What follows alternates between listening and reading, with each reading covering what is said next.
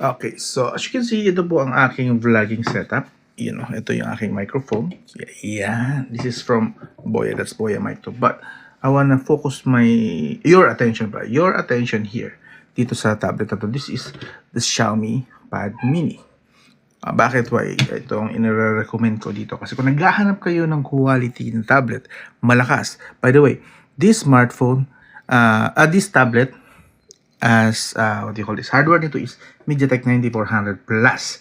That's up to 3.7 GHz na clock speed. Malakas po yan kung sa malakas ha.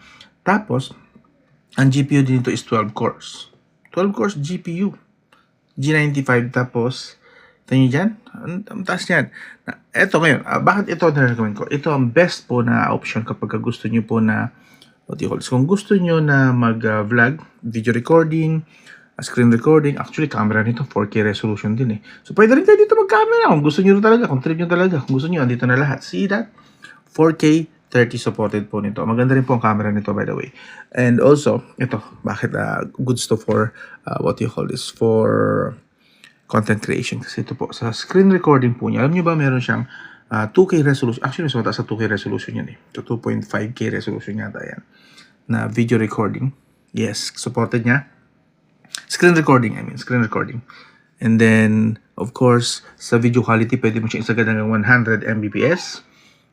Yes, pero standard ko 50 Mbps recommended yan. And source, pwede ring microphone system or both. Pwede po yan. And the frame rate, ito. Sa iba dyan na gusto talaga 90 FPS, supported po niyan. But ako, since face vlogging lang naman ginagawa ko, 30 FPS is enough. Solid po gamitin po ito. And also, kung papansin nyo, this is my daily driver. Why? Andito lahat ng mga accounts ko.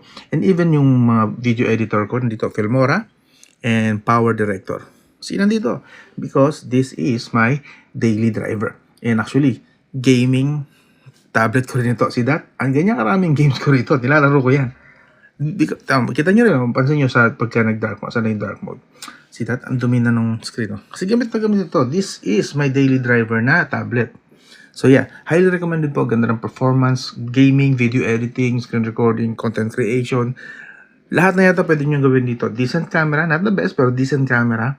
And ito pa, dalawa ang kanyang USB port. See that? Dito sa mahabang side, yan pong pinaka-high speed niya. So, pag nag-charge kayo, ang bilis siya ma-full charge. Parang 30 minutes lang yata. Wala pa. And then, here dito naman sa kabilang side. So, yun. Pwede kang gumamit tuloy ng multiple na mga devices. Dito siguro charge. Dito yung microphone. Or dito